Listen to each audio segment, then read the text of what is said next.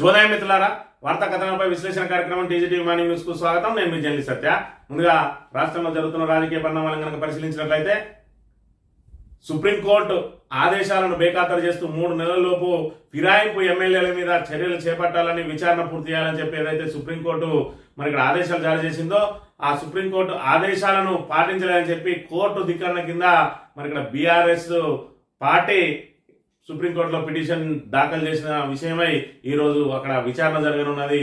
మరోవైపు చూసుకున్నట్టయితే దానం నాగేందర్ అదేవిధంగా కడియం శ్రీహరులు వాళ్ళిద్దరి మీద వేటు తప్పదని ఇప్పటికే స్పీకర్ ఇచ్చిన నోటీసులకు రిప్లై ఇవ్వకుండా తాత్సారం చేస్తా ఉన్నారు. మరోవైపు స్పీకర్ కూడా తాత్సారం చేయడానికి ప్రయత్నం చేస్తున్న ఈ తరుణంలో పశ్చిమ బెంగాల్లో బీజేపీ నుండి ఇక్కడ తృణమూల్ కాంగ్రెస్ లోకి ఏదైతే ఫిరాయించిందో ఎమ్మెల్యే, ఆ ఫిరాయింపు ఎమ్మెల్యే ఎన్నిక చెల్లదని చెప్పి హైకోర్టు కొట్టేయడంతో ఇక్కడ ఫిరాయింపు ఎమ్మెల్యే గుండెల్లో రైలు పరిగెడుతుండగా స్పీకర్ మీద కూడా ఒత్తిడి పెరిగింది.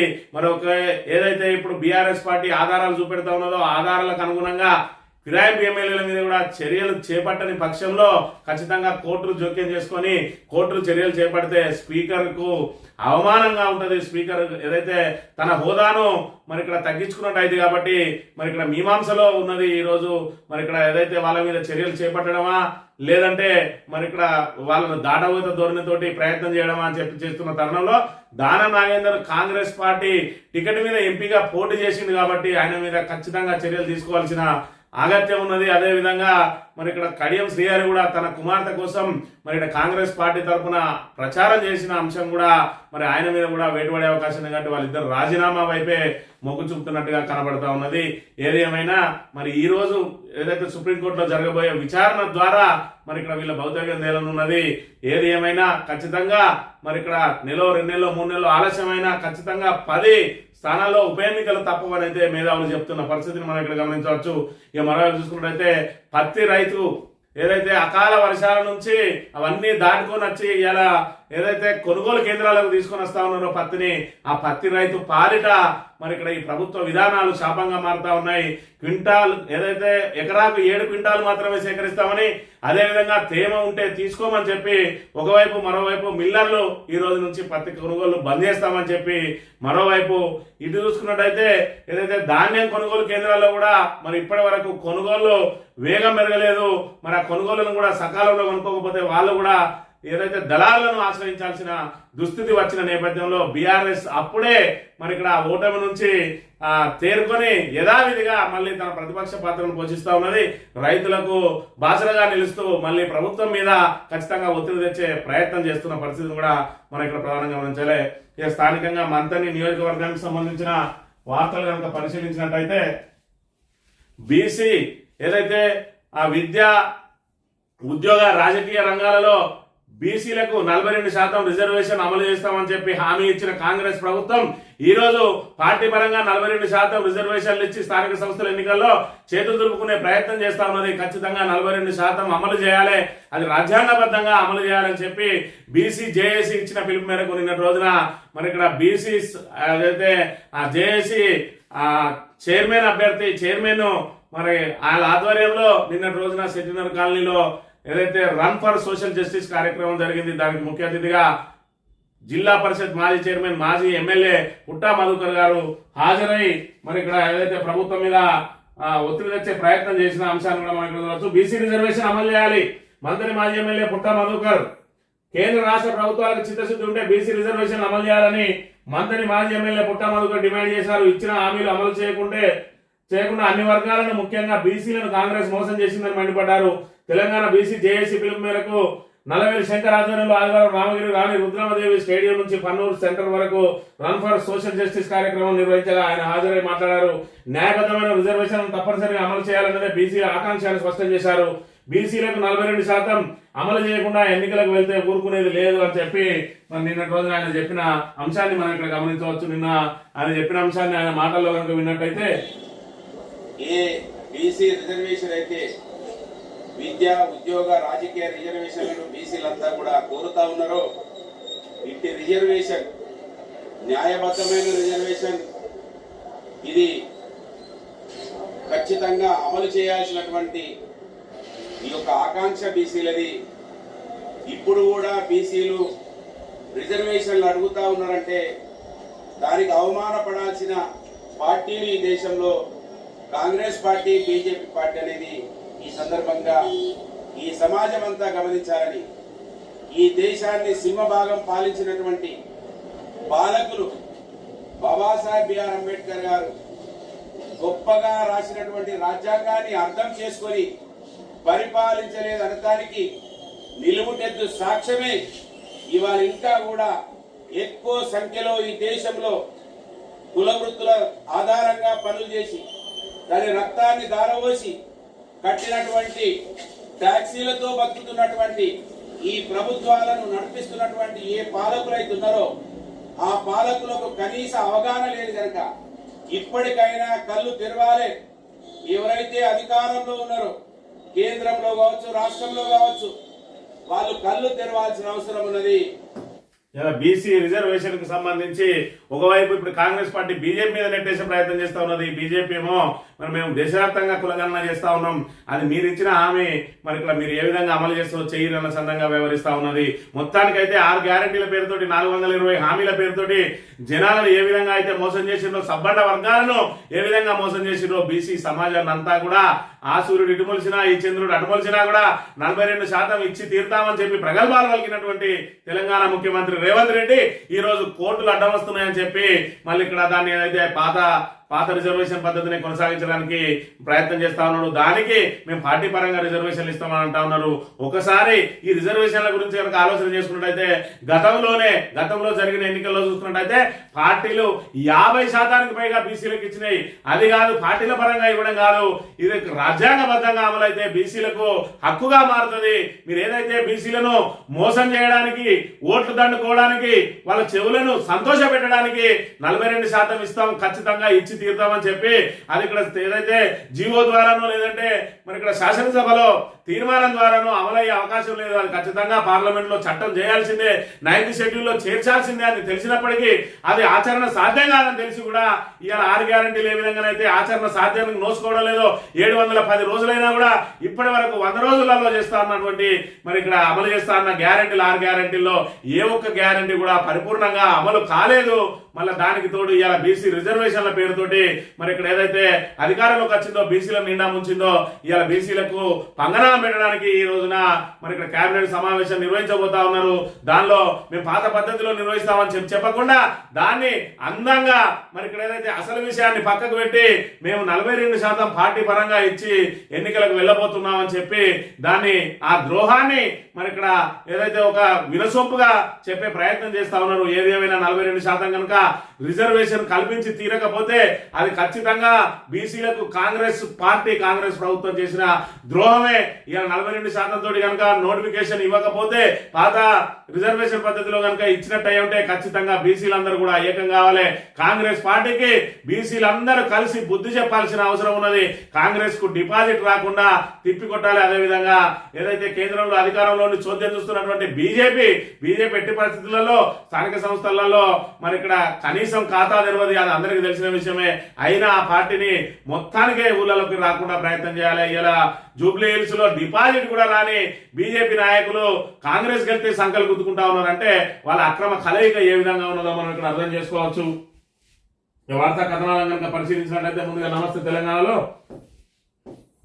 దూది రైతు దుఃఖం, ప్రభుత్వాల నిర్వాహకం, తేమ పేరిట కొనుగోళ్లకు సిసిఐ నిరాకరణ, అన్నదాతకు శాపంగా ఎకరానికి 7 క్వింటాలు, ప్రైవేట్ అమ్మితే క్వింటాలకు 1300 నష్టం.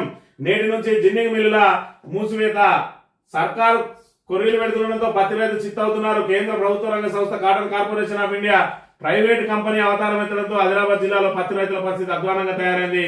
పత్తి కొనుగోలుకు సిసిఐ రోజుకో నిబంధన అమలు చేస్తుండటంతో రైతులు పత్తి పంటను వ్యాపారులకు తెగ నమ్ముకొని తీవ్రంగా నష్టపోతున్న పరిస్థితి. మరి ఇక్కడ చూసుకున్నట్టయితే ఎకరానికి 7 క్వింటాల కంటే ఎక్కువ కొనమంటా ఉన్నారు. మరోవైపు చూసుకున్నట్టయితే తేమ శాతం ఎక్కువ ఉంటే కొనుగోలు చేయమంటా ఉన్నారు. మరోవైపు ఏబిసిడిలో ఏదైతే వర్గీకరణ చేసిందో ఈ మన మిల్లులను వాటి మీద మరి ఇక్కడ జిన్నింగ్ మిల్లులు నిరసన వ్యక్తం చేస్తా ఉన్నాయి. ఈ రోజు నుంచి పత్తి కొనుగోళ్లను బంద్ చేస్తామని చెప్తున్న పరిస్థితి వెరసి ఇవాళ మరి ఇక్కడ పత్తి రైతులు అకాల వర్షాల నుంచి మరి ఇక్కడ దాటుకొని ఆటంకాలన్నింటినీ దాటుకొని ఇవాళ చేతి రాక వచ్చింది, నోటి రాక రాకుండా పోతా ఉన్నది. చేతి రాక వచ్చిన తిండి నోటి రాక రాకుండా పోతా ఉన్నది. ఇలా పత్తి రైతులు మళ్ళీ దళారులకు అమ్ముకొని బజార్లో పడాల్సిన దుస్థితి వచ్చింది. ఇలా కాంగ్రెస్ ప్రభుత్వ విధానాలతోటి, కేంద్ర ప్రభుత్వ మరి కక్ష సాధింపు ధోరణితోటి ఇలా రైతుల దుస్థితి ఈ విధంగా ఉంటే ఇక కొనుగోలుకి వేసారట. పంట సేకరణపై చేతులెత్తేసిన కాంగ్రెస్ సర్కార్ నాడు బోనస్ కూడా ఇస్తామంటూ హామీలు, నేడు కేంద్రమే కొనాలంటూ విడుదల. ఆర్థిక భారం సాగుతూ కొనుగోళ్ల బాధ్యత నుంచి తప్పించుకునే పనిలో కాంగ్రెస్ సర్కార్.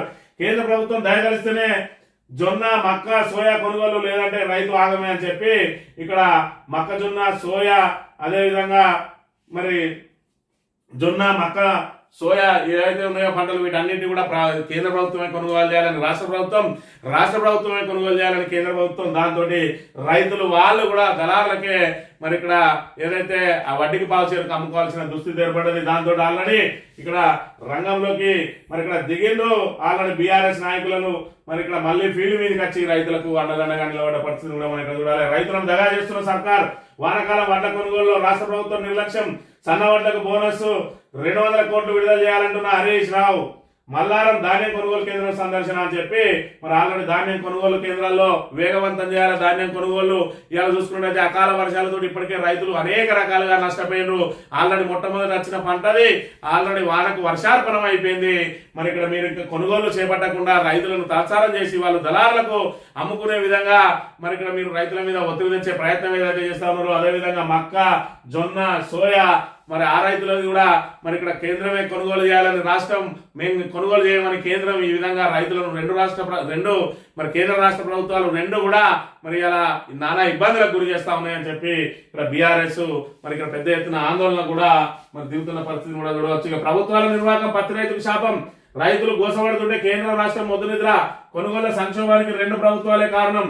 తేమ శాతం, Kapas, Kisan app registration, ginning మిల్లుల అవినీతి అని కుంటి సాకులు.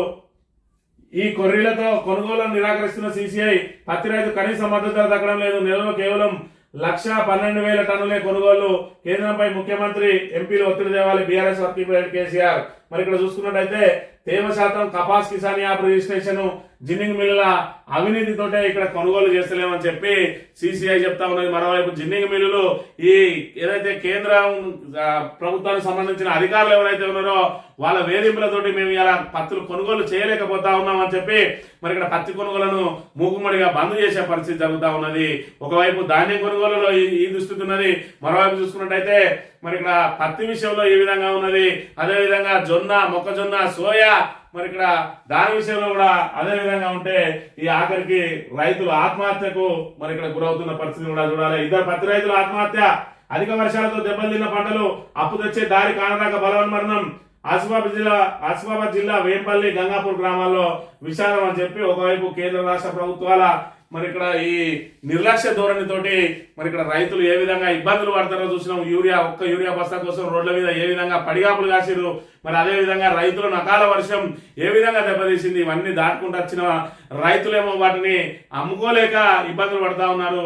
అదే విధంగా ఏదైతే వర్షార్పణమైనయో పంటలు ఆ అప్పులకు తాళలేక ఆత్మహత్యలకు పడతా ఉన్నారు. ఇవాళ ఇందిరమ్మ రాజ్యం పేరుతోటి ఇవాళ కాలు మీద కాలేసుకున్న రైతులు వాళ్ళను నడి రోడ్డు మీద కీడ్చి ఇవాళ ఆత్మహత్యలు చేసుకునే విధంగా ఇవాళ కాంగ్రెస్ పరిపాలన ఉన్నది అని మరి ఇక్కడ మనకి ఇక్కడ అర్థమవుతా ఉన్నది. ఇక పార్టీ కోట అంటే యుద్ధమే. 42% రిజర్వేషన్తోనే ఎన్నికలకు వెళ్లాలంటున్న బీసీ జేఏసీ. రాజ్యాంగ సవరణ ద్వారానే బీసీ రిజర్వేషన్లకు శాశ్వత పరిష్కారం. అఖిల పక్షాన్ని కాంగ్రెస్ ప్రభుత్వమే ఢిల్లీకి తీసుకెళ్లాలంటున్న ఆర్ కృష్ణయ్య. బీసీలంతా ఏకం కావాలంటున్న ఎల్ రమణ. ఏకాభిప్రాయం రావాలంటున్న బండారు దత్తాత్రేయ. బీసీల న్యాయ దీక్షకు మద్దతు అని చెప్పి ఇక్కడ బీజేపీలు ఉంటారు. మరి ఇక్కడ ఆర్ కృష్ణయ్య బీసీ సంఘం నాయకునిగా, బీజేపీ రాజ్యసభ సభ్యునిగా ఉంటాడు. మరి ఇక్కడ మాజీ గవర్నర్, మాజీ కేంద్ర మంత్రి దత్తాత్రేయ ఉంటాడు. మరి కాంగ్రెస్ నుంచి అద్దంకి దయాకర్ వస్తాడు. అసలు దొంగలెవలో అర్థం కాదు. ఇలా బీసీలకు 42% రిజర్వేషన్ అమలు చేయాలని చెప్పి బీసీ జేఏసీ బంద్కు పిలుపునిస్తే అలా బీజేపీ పాల్గొంటది, కాంగ్రెస్ పాల్గొంటది. మరి ఇక్కడ బీఆర్ఎస్, సిపిఐ, సిపిఎం, మరి ఎంఐఎం ఇలాంటి పార్టీలు పాల్గొన్నాయి అంటే దానికి అర్థం ఉన్నది ఇవి ప్రతిపక్ష పార్టీలు. మరి ఇక్కడ కాంగ్రెస్, బీజేపీలు కూడా మరి ఇక్కడ బంద్లో పాల్గొంటే అసలు ఎవరి మీద ఈ బందో తెలియని పరిస్థితి ఉన్నది. ఇవాళ కూడా ఎవరి మీద పోరాటం అర్థం కాకుండా బీసీలను విచ్చలవిడి చేస్తా ఉన్నారు ఇవాళ బీజేపీ, కాంగ్రెస్ నాయకులు. ఇవాళ పూర్తి బాధ్యత వహించాల్సింది కాంగ్రెస్. మరి ఇక్కడ కేంద్రంలో ఏదైతే దానికి చట్టం తేవాల్సింది బీజేపీ. వాళ్ళే బీసీల కోసం పోరాటం చేస్తున్నామంటే మరి ఇవ్వాల్సింది ఎవరో అర్థం కాని పరిస్థితి. ఇవాళ బీసీల భావ దారిద్ర్యం ఈ విధంగా ఉన్నది. ఇవాళ ఒక పార్టీకి కొమ్ము కాసే నాయకులు వాళ్ళు బీసీ ఉద్యమాలకు వెనుదనగా ఉంటామంటే వాళ్ళ ఆ పార్టీని కాపాడుకోవడం కోసం తప్ప ఇది బీసీల కోసం జరిగే మరి ఇక్కడ యుద్ధమేనా అని ఒకసారి బీసీలు అందరూ కూడా అర్థం చేసుకోవాలి. ఇవాళ ఏదైతే బీసీ ఉద్యమం అని నాయకులు షైన్ అవ్వడానికి ఏదైతే ప్రయత్నం చేస్తారో వాళ్ళకు ఒక పదవి ఇచ్చి ఏదైతే ఆర్ కృష్ణ లాంటి వాళ్ళకు రాజ్యసభ సభ్యత్వం లాంటి ఒక పదవిని శ్రేసి బీసీ ఉద్యమాన్ని అణచివేస్తా ఉన్నాయి పార్టీలు తప్ప ఇవాళ బీసీల న్యాయపరమైన కోరికలను మరి ఇక్కడ అమలు చేసే ప్రయత్నమే చేయడం లేదు. ఒకవైపు మరి ఇక్కడ స్వతంత్రం వచ్చి 77 ఏళ్ళైనా కూడా ఇంకా మనం ఏదైతే మరి ఇక్కడ స్థానిక సంస్థల్లో 42% కోసమే కొట్లాడుతా ఉన్నాం. అసలు చట్టసభల్లో బీసీలకు రిజర్వేషన్ అమలు కావాల్సిన అవసరం ఉన్నది.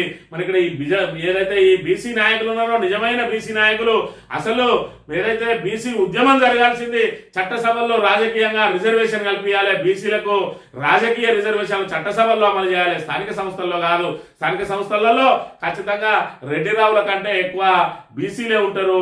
మరి ఇక్కడ అది ఏదైతే మరి చట్టసభల్లో మనకు ప్రాతినిధ్యం కరువైతా ఉన్నది కాబట్టి బీసీ సమస్యలన్నీ పేరుకపోతా ఉన్నాయి. ఖచ్చితంగా చట్టసభల్లో రిజర్వేషన్ అమలు చేసి బీసీలు పెద్ద సంఖ్యలో మరి ఎంపీలుగా, ఎమ్మెల్యేలుగా, ఎమ్మెల్సీలుగా ఎన్నికైనప్పుడే మన బీసీ సమస్యలన్నిటి కూడా ఒక పరిష్కారం లభిస్తుంది. ఆ దిశగా కృషి చేయాల్సిన నాయకులు తమకు వచ్చిన పదవిని పట్టుకొని సంతృప్తి పడుతూ బీసీల ఉద్యమాలను నీరు కాలుస్తున్నారన్న విషయాన్ని కూడా మనం ఇక్కడ ప్రధానంగా గమనించాలి.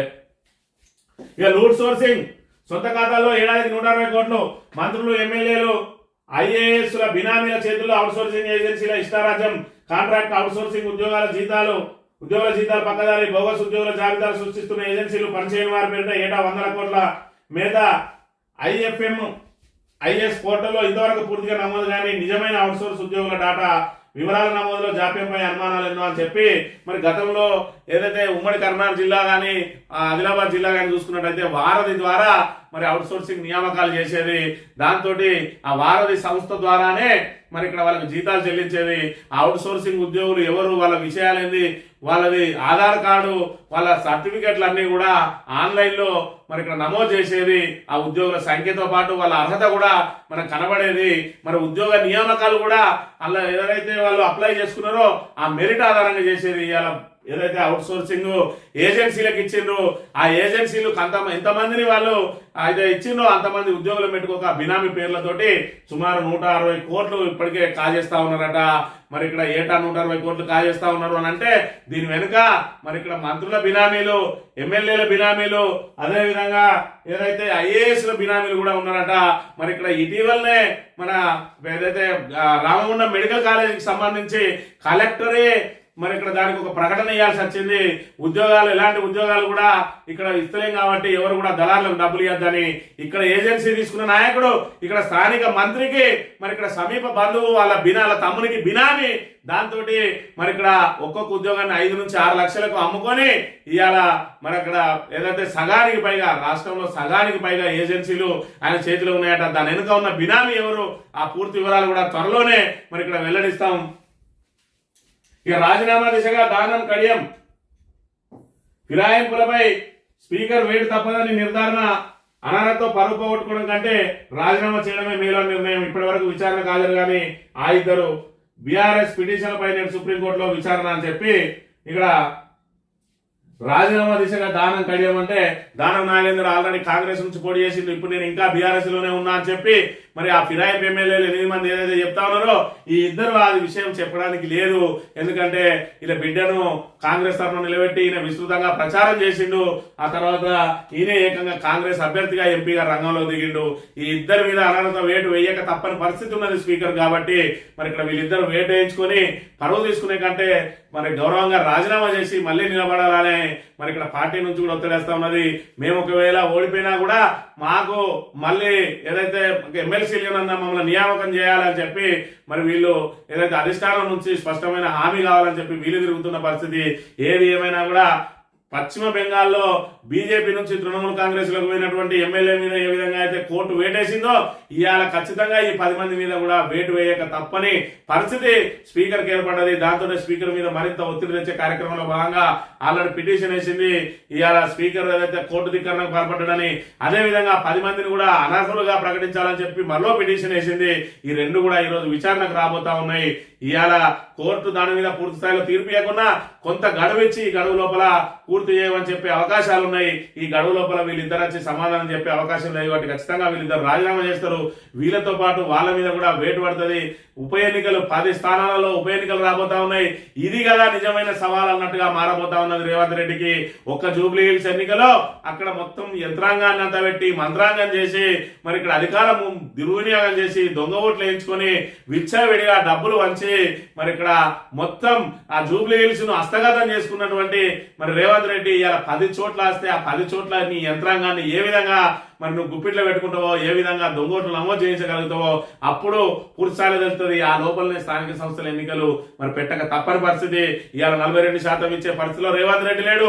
42% ఇవ్వకుంటే ఊరుకునే పద్ధతిలో బీసీలు లేరు కాబట్టి మరి ఇక్కడ ఖచ్చితంగా స్థానిక సంస్థల ఎన్నికలు రేవంత్ రెడ్డికి గుదిబండగా మారబోతా ఉన్నాయి. ఆ తర్వాత రాబోయే ఉప ఎన్నికలు కూడా ఆయన ఖచ్చితంగా గుదిబండగా మారుతాయి. ఆయన సీటు జరిగే అవకాశం కూడా ఉంటుందనే విషయాన్ని కూడా మనం ఇక్కడ గమనించాలి. ఇక కళ్యాణ లక్ష్మి చెక్కుతో సర్టిఫికేట్ అట. వాట్సాప్ ద్వారా సందేశం కూడా. ప్రభుత్వ తాజా నిర్ణయంపై విమర్శలు. అమలు కాని తులం బంగారం హామీ. ఇప్పటికే వేలల్లో దరఖాస్తులు పెండింగ్. కళ్యాణ లక్ష్మికి సర్టిఫికేట్ ఇస్తారట. మరి ఇస్తాన తులం బంగారం ఇచ్చుడు చేతనైతే లేదు కానీ ఇది మేమే ఇచ్చినామని చెప్పి ఆంధ్రలో మరి అక్కడ ఏదైతే చంద్రబాబు నాయుడు కూడా 3-4 ఏళ్ల కింద కట్టుకున్న ఇంటికి వచ్చి ఇప్పుడు కీలిస్తాడు. ఆల్రెడీ 3 ఏళ్ల నుంచి ఆ ఇంట్లో ఉంటా ఉంటే మీకు ఇప్పుడు ఇల్లు శాంక్షన్ అయింది ఇగో అని చెప్పి తాళం చేయి ఇచ్చిపోతా ఉన్న పరిస్థితి. ఏదైతే మరి షోరూమ్లలో పోతే డమ్మీ కీ పెట్టి ఇంత పొడుగులు ఏదైతే ఇస్తారో ఇగో మీ గృహం మీకు మంజూరు అయిందని చెప్పి 3 ఏళ్ల నుంచి ఇంట్లో ఉండి ఆల్రెడీ బిల్లులన్నీ తీసుకున్న వాళ్ళకు తాళం చేయి వంచి ఈ ఇల్లు మేమే ఇచ్చినామని చెప్పుకుంటున్నట్టుగా ఈ కళ్యాణ లక్ష్మిని ఓ సర్టిఫికేట్ ఇచ్చి ఇది మా ఘనత అని చెప్పుకునే ప్రయత్నం చేస్తా ఉన్నాడు రేవంత్ రెడ్డి అనే విషయాన్ని కూడా మనం ఇక్కడ గమనించాలి. సీఎం గారు మమ్మల్ని చంపకండి, పెన్షనర్ల ఆత్మహత్యలన్నీ సర్కార్ హత్యలే. గత 20 నెలల్లో 20 కోట్ల బాకీ పడ్డారు. ఏడాదిన్నర దాటినా రూపాయన ఇవ్వరా. నమస్తే తెలంగాణతో జేఏసీ చైర్మన్ లక్ష్మయ్య అని చెప్పి నేడు ఇందిరా పార్క్ లో పెన్షనర్ల మహాధర్మ. పెన్షనర్లకు పాపం వాళ్ళకు రావాల్సిన బెనిఫిట్స్ అన్ని కూడా అట్లాగే వదిలేసిండు. 8,000 కోట్లు 9,000 కోట్లు ఇవ్వాలి. అయితే ప్రతి నెల 900 కోట్లు విడుదల చేస్తా అన్నాడు. 900 కోట్లు కాదు కదా 9 కోట్లు కూడా విడుదల చేసిన దాఖలాలు లేవని చెప్పి మరి ఇక్కడ చెప్తున్న పరిస్థితి. వాళ్ళందరూ పెన్షనర్లు కూడా ఇవాళ ఆహాకారాలు చేస్తా ఉన్నారు.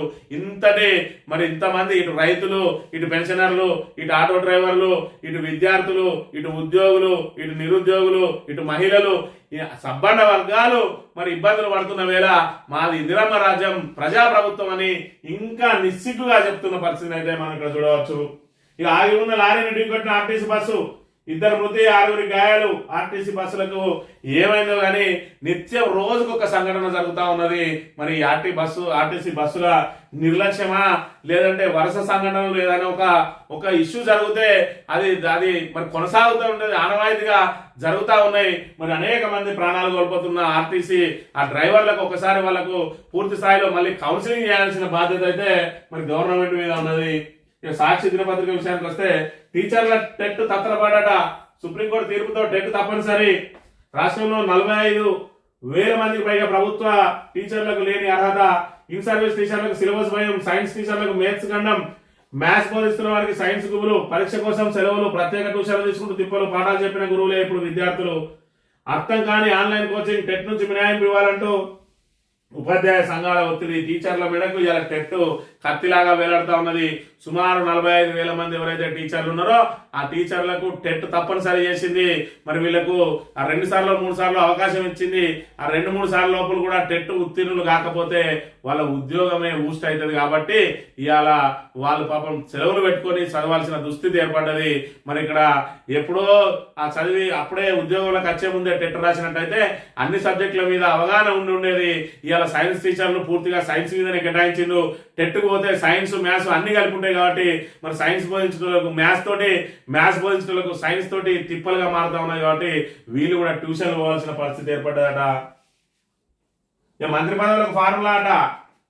ప్రతి 6 ఎమ్మెల్యేలకు ఒక మంత్రి పదవి. బీహార్ లో ఎన్డీఏ పక్షాల మధ్య అంగీకారం. బీజేపీకి 14 మంత్రి పదవులు దక్కే అవకాశం 19 లేదా 20 నూతన సీఎం ప్రమాణ స్వీకారం అని చెప్పి మరి ఎవరికి ఎన్ని మంత్రి పదవులు రావాలి అని చెప్పి ఆల్రెడీ ముఖ్యమంత్రిగా నితీష్ కుమార్ నే మరి ఎంపిక చేస్తున్నారు కాబట్టి మంత్రి పదవులు కూడా దామాషా పద్ధతిలో వాళ్ళు అమలు చేస్తున్న పరిస్థితిని కూడా మనం ఇక్కడ ప్రధానంగా గమనించాలి. ఇక డర్టీ కిడ్నీ అంటూ దూషించారు, చెప్పుతో కొట్టేందుకు యత్నించారు. పుట్టింటిపై రోహిణి ఆచార్య మళ్ళీ తీవ్ర ఆరోపణలు. ఆమె పాటలో మరో ముగ్గురట. మరి ఇక్కడ రబ్రీదేవి, లాలు రబ్రీదేవుల కుమార్తె రోహిణి ఆచార్య, ఆమె కూడా తిరుగుబాటు బావుట ఎగరవేస్తున్న పరిస్థితిని కూడా మనం ఇక్కడ చూడాలి. ఇక నోబొమ్మ 65 పైరసీ వెబ్సైట్లు ఐబొమ్మ రవితోనే క్లోజ్ చేయించిన పోలీసులు. రవి వెనుక ఎలాంటి ముఠా లేదు, అంతా వన్ మ్యాన్ షో. ఓటీటీ ఇతర వెబ్సైట్లను సినిమాలు తన వెబ్సైట్ లో ప్రకటన లేకపోవడంతో వీటికి ఎక్కువ క్రేజ్ అని చెప్పి ఐబొమ్మ ఏ సినిమా అయితే రిలీజ్ అవుతుందో రిలీజ్ అయినా మరి గంటల వ్యవధిలోనే ఐబొమ్మ అని మరి ఇక్కడ మిగతా ఒక 65 వెబ్సైట్లలో పెడతాడట ఆయన. మరి ఇక్కడ కరేబియన్ దీవులలో ఉండి ఆంధ్ర ప్రాంతానికి సంబంధించి తెలంగాణలో సెటిల్ అయినటువంటి, హైదరాబాద్ లో సెటిల్ అయినటువంటి ఇమ్మడిశెట్టి రవి అని, మరి ఇమ్మడిశెట్టి రవి ఆయన ఇంటి పేరులోని ఐతోటి ఐబొమ్మ అని ఒక వెబ్సైట్ ఓపెన్ చేసి దాని ద్వారా క్రేజ్ సంపాదించుకున్నాడు. మరి పోలీసులకు దొరక అనుకున్నాడు, పోలీసులకు సవాలు కూడా విసిరిండు. అనుకోకుండా ఏదైతే హైదరాబాద్కి వచ్చిండో మరి ఆ హైదరాబాద్ లో ఆయన బండారం బయటపడ్డది. మరి దాన్ని కూడా ఏదో పోలీసులు ఛేదించి శోధించి ఆయన దొరకబట్టిందని కాకుండా అలా భార్య సమాచారం ఇచ్చిందని కూడా కొన్ని పేపర్లు మరి ఇక్కడ ప్రచురించిన పరిస్థితి. ఏదేమైనా పోలీసులకు సవాలు విసిరి మరి ఆ సవాలు విసిరిన రోజుల కాలంలోనే దొరికిపోయిన పరిస్థితిని అయితే మనం ఇక్కడ చూడవచ్చు. ఆంధ్రజ్యోతి విషయానికి వస్తే కవిత రాక్షసి, కారణజన్ముడి కర్మన పుట్టడం దురదృష్టం, వ్యాపారాన్ని కాపాడుకునేందుకే రేవంత్ తో కుమ్మక్కు, హరీష్ రావు ఆమె క్షమాపణ చెప్పాలి. సంగారెడ్డి ఎమ్మెల్యే చింతా ప్రభాకర్ తీవ్ర వ్యాఖ్యలు. నిజామాబాద్లో చెల్లెల రూపాయి ఇక్కడ చెల్లుతుందా? ఎమ్మెల్యే మాణిక్రావు ఎద్దేవా ఆమె కాంగ్రెస్ క్రాప్ లో పడ్డారు. పార్టీ వివేకానంద 12 ఏళ్లలో సీఎంలు బడులకు ఏమీ చేయలేదు. కేసీఆర్ రేవంత్లపై కవిత విమర్శ. బీఆర్ఎస్ వాళ్ళ కామెంట్లకు జాగృతి కౌంటర్ ఉంటుందని హెచ్చరిక. కర్మ ఇట్స్ బ్యాక్ అని ఎవరిని ఉద్దేశించి అన్నారంటే జై తెలంగాణ అంటే సమాధానం అని. మరి ఇక్కడ ఏదైతే ఆ మన అందరినీ నాశనం చేయాలి, ఎందుకంటే నాకు దక్కంది ఇంకెవరికి దక్కకూడదని మరి ఇక్కడ శూర్పణఖ వేషం వేసుకుంటూ తిరుగుతా ఉన్నది కవిత. దానికి కోతికి కొబ్బరి చిప్ప దొరికినట్టు ఆంధ్రజ్యోతుడు ఏ విధంగా రెచ్చగొట్టి బీఆర్ఎస్ పార్టీని ఏ విధంగా సర్వనాశనం చేయాలని చెప్పి ఎగురుతా ఉన్నాడు. ఇలా కవిత అనేది మరి ఇక్కడ కేసీఆర్ వెనుక ఉంటే కవిత అనేది మరి బలవంతురాలు, ఎందుకంటే కేసీఆర్ కున్న బలమంతా కూడా కవితకు యాడ్ అవుతుంది. కాబట్టి ఇలా కేసీఆర్ మైనస్ కవితను చూసుకున్నట్టయితే కవిత అనేది మరి సముద్రంలో ఒక నీటి బొట్టు లాంటిది. ఆమె ద్వారా మన తెలంగాణ రాష్ట్రానికి కానీ లేదంటే బీఆర్ఎస్ పార్టీకి కానీ ఒరిగేది ఏమి లేదు అనే విషయాన్ని మనం ఇక్కడ గమనించాలి. జాగృతి సంస్థను గొప్పగా ఊహించుకోవడం కాదు, వాళ్ళు నామినేటెడ్ పోస్టులు లేదు తప్ప ఏ ఒక్కరు కూడా మరి ఇక్కడ చిన్న సర్పంచ్ గా కూడా నిలబడి గెలిచే అంత లేరు. ఎవరన్నా సర్పంచ్ గా నిలబడి గెలిచే వాళ్ళు ఎవరన్నా ఉన్నారు అని అంటే వాళ్ళు బీఆర్ఎస్ నుంచి జాగృతి తరఫున మరి ఇక్కడ ఇటు బీఆర్ఎస్ కార్యకర్తగా ఉండి జాగృతిలో పోస్టు తీసుకున్న వాళ్ళు యథావిధిగా ఆల్రెడీ ఇప్పుడు ఏదైతే కవితను పక్కన పెట్టిండో కేసీఆర్, ఆ జాగృతి నుంచి కూడా అందరూ మరి రిటర్న్ వచ్చి మన మాతృ సంస్థలో పనిచేస్తున్న పరిస్థితిని అయితే చూడవచ్చు. తెలుగు అంటే తక్కువ, ఆంగ్లంపై మక్కువ, మాతృభాషలో మాట్లాడేందుకు ఇష్టపడని గ్రూప్ 1 అధికారులు. శిక్షణ అంతా ఇంగ్లీష్ లోనే, మచ్చుకైనా కనిపించే తెలుగు. ఇతర రాష్ట్రాలకు భిన్నంగా తెలంగాణలో ఇంగ్లీష్ లో శిక్షణ ప్రణాళిక. గ్రూప్ 1 కు ఎంపికైన 563 మందిలో 90% ఆంగ్ల మాధ్యమే. పాలనా వ్యవహారాల్లో తెలుగు పరిస్థితి మరింత దిగజారే ప్రమాదం. సివిల్ సర్వీస్ తరహాలో తెలుగు తప్పనిసరిగా నేర్చుకోవాలంటున్న నిపుణులు అని చెప్పి కొత్తగా ఎవరైతే గ్రూప్ 1 ఆఫీసర్లు ఉన్నారో ఆ గ్రూప్ 1 కు సంబంధించిన వాళ్ళందరూ కూడా ఇంగ్లీష్ లోనే శిక్షణ, వాళ్ళు ఇంగ్లీష్ మీడియంలోనే చదివిండు. మరి ఇక్కడ వాళ్ళందరూ కూడా ఆఫీసర్లుగా ఉంటే ఇక్కడికి వచ్చే పేద మధ్యతరగతి ప్రజలకు తెలుగులో సమాధానం చెప్పలేక వాళ్ళది కమ్యూనికేషన్ ప్రాబ్లం అవుతుంది. ఖచ్చితంగా మాతృభాషలో మాట్లాడేందుకు మరి ఇక్కడ ఏదైతే వాళ్ళను మరి తప్పనిసరి చేయాలని చెప్పి మరి ఆంధ్రజ్యోతి ఇది ప్రజలకు ఉపయోగపడే ఏకైక వార్తలు రాసిందనే విషయాన్ని కూడా మనం ఇక్కడ గమనించాలి. ఎస్సీలకు క్రిమి లేయర్ ఉండాల్సిందే. ఆ తీర్పు ఇచ్చినప్పుడు నన్ను తీవ్రంగా విమర్శించారు. అయినా తీర్పును కట్టుబడి ఉన్న ఐఏఎస్ కొడుకు కూలిబిడ్డ సమానమా? ఎస్సీలో ఉపవర్గీకరణ బాధ్యతను రాష్ట్ర ప్రభుత్వాలకి అప్పగించాం. ప్రాథమిక హక్కుల రక్షణలో కోర్టులదే కీలక పాత్ర. న్యాయం చివరి పౌడు వరకు చేరాలి. సిజేఐ జస్టిస్ బిఆర్ గవాయ్ వ్యాఖ్యలు. ఏపీ హైకోర్టు న్యాయవాదుల సంఘం కార్యక్రమానికి ముఖ్య అతిథిగా హాజరు. జస్టిస్ గవాయ్ మానవతావాది అంటున్న చంద్రబాబు అని చెప్పి మరి ఎస్సీలకు కూడా క్రిమి లేయర్ ఉండాల్సిందే, ఇవాళ బీసీలకు క్రిమి లేయర్ ఉన్నది. కేంద్ర ప్రభుత్వానికి సంబంధించిన ఉద్యోగాలకు వెళ్ళాలన్నా మన స్కాలర్షిప్లు కావాలన్నా కూడా ఖచ్చితంగా క్రిమి లేయర్ సర్టిఫికేట్ కావాలి.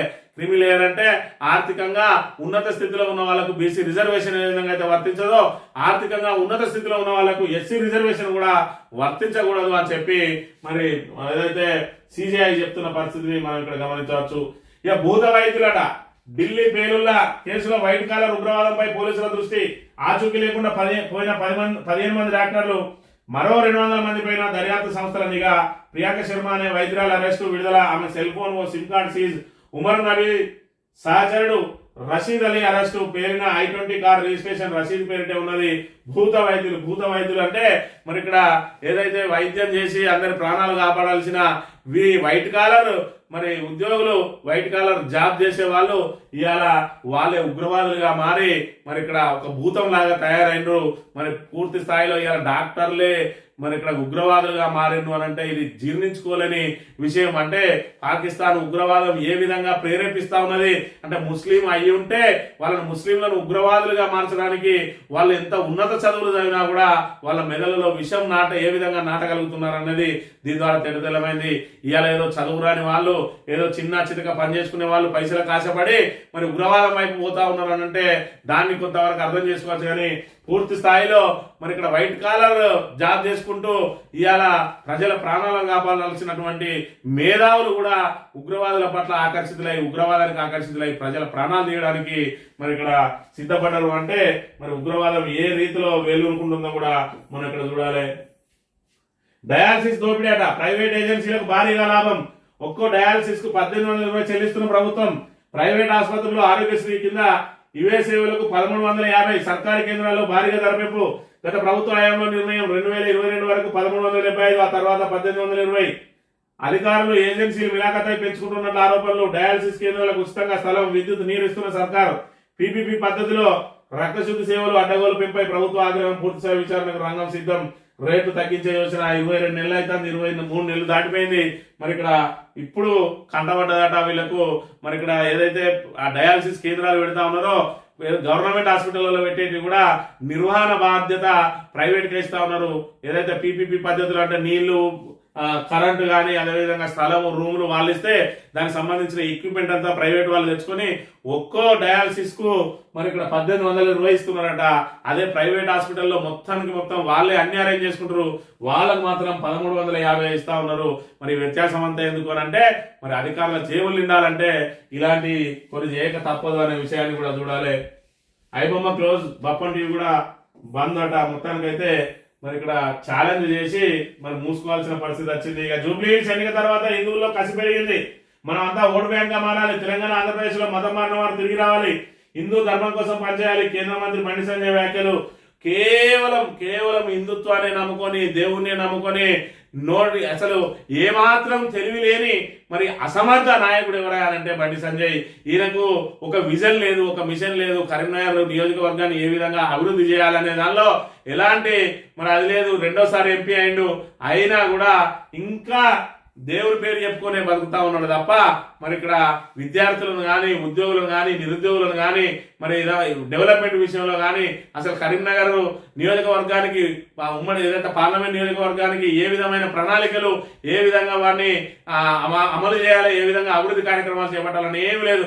ఎక్కడికి పోయినా మొలతాడున్న వాళ్ళకు, మొలతాడు లేని వాళ్ళకు, టోపీ పెట్టుకుంటోళ్లకు, టోపీ లేని వాళ్ళకు, బొట్టు పెట్టుకుంటోళ్లకు, బొట్టు లేని వాళ్ళకు ఇయాలే వారమమ్మా, రేపే వారమమ్మా, నువ్వు ఏ వారం ఉపాసం ఉంటావు, ఇయాలే దేవునికి ఉంటావు అని కేవలం దేవుళ్ళ పేరు చెప్పుకొని మరి ఈ విధంగా ఏదైతే హిందువుల మనోభావాలతోటి ఆటలాడుకుంటూ ఇలా ఓట్లేసుకుంటున్న పరిస్థితి తప్ప వీళ్ళకు ఒక విజన్, మిషన్ లేని ఇలాంటి నాయకులు మనకు నాయకులుగా ఉంటే అభివృద్ధి ఎలా సాధ్యం అనేది ఒక్కసారి యువత అంతా కూడా అర్థం చేసుకోవాల్సిన అవసరం ఉన్నది. ఈనాడు దినపత్రిక విషయానికి వస్తే స్ఫూర్తి ప్రదాతకు రామోజీ అవార్డులు. రామోజీరావు జాతి నిర్మాత అట. సమాజాన్ని రక్షించడమే ఆయన జీవన విధానం. వారి జీవితం, సిద్ధాంతం, విలువలు భవిష్యత్ తరాలకు ఆదర్శం. ఈ అవార్డు రామోజీ విశిష్ట వ్యక్తిత్వానికి నివాళి. రామోజీ ఎక్సలెన్స్ అవార్డు ప్రధాన కార్యక్రమంలో ఉపరాష్ట్రపతి సిపి రాధాకృష్ణన్ విభిన్న రంగాల్లో ప్రతిభ చూపిన 7గురి ప్రధానమట. జ్ఞాపిక, ప్రశంస పత్రంతో పాటు 10 లక్షల చొప్పున నగదు బహుమతి. ఉపరాష్ట్రపతి, తెలంగాణ గవర్నర్, తెలుగు రాష్ట్రాల సీఎం సహా ముఖ్య ప్రముఖులు హాజరు. ఏటా అవార్డులు ప్రదానం చేస్తామని రామోజీ గ్రూప్ ప్రకటన. రామోజీరావు అంటే ఒక డ్రామోజీరావు. మరి ఇప్పుడు ఈ రామోజీరావు అదేవిధంగా ఆంధ్రజ్యోతికి సంబంధించి మరి వేమూరు రాధాకృష్ణ వీళ్ళిద్దరు కలిసి చంద్రబాబు నాయుడు అడుగులకు మడుగులొత్తుతూ ఎన్టీఆర్ను గద్దె దించి ఎన్టీఆర్కు వెన్నుపోటు పొడచడంలో కీలక పాత్ర వహించిన వాళ్ళు. పచ్చళ్ళ వ్యాపారం నుంచి ఇవాళ పెద్ద సామ్రాజ్యాన్ని నిర్మించుకున్నాడు. మరి ఇక్కడ అంచెలంచెలుగా ఎదగాల్సిందే, కానీ ఈ అంచెలంచెలుగా ఎదిగే కార్యక్రమంలో ఎంతమందిని తొక్కుకుంటూ వచ్చింది అనేది ఒకసారి మనం ఆలోచన చేయాలి. రామోజీరావు మీద అనేక సినిమాలలో ఆయన క్లిప్పింగ్స్ ఉన్నాయి. ఆయనకు సంబంధించి పచ్చళ్ళు అమ్ముకునేటోడు ఏ విధంగా మరి అడ్డదారిలో ఇవన్నీ సంపాదించింది అనేది కూడా ఉన్నది. ఏది ఏమైనా పోయిన వాళ్ళ మీద అవార్డులు వేసుడు కంటే ఈ పత్రిక విలువలు కాపాడుకోవడానికి ఇప్పటికైనా ప్రయత్నం చేయాలి. మరి కొంతలో కొంత మరి ఈనాడు మీద కొంత విశ్వసనీయత ఉండేది. పూర్తిగా ఇప్పుడు కాంగ్రెస్ ప్రభుత్వం ఎప్పుడైతే ఏర్పడే ముందు నుంచి మరి ఇప్పటి వరకు ఏదైతే ఏర్పడే కొద్ది రోజుల ముందు, నెల 2 నెలల ముందు కాంగ్రెస్ అధికారంలోకి వస్తా అన్నకా నుంచి జూలు విదిలిచింది. దాని నిజ స్వరూపం చూపిస్తా ఉన్నది. ఇవాళ ఆంధ్రజ్యోతిని కానీ ఈనాడుని కానీ తెలంగాణలో ప్రజలెవరు కూడా నమ్మే పరిస్థితి లేదు. దానికి పూర్తి స్థాయిలో విశ్వసనీయత లేదని చెప్పి తెలియజేస్తూ ఇది ఈ రోజు మార్నింగ్ న్యూస్ 3 వెళ్తాం. Thank you very much.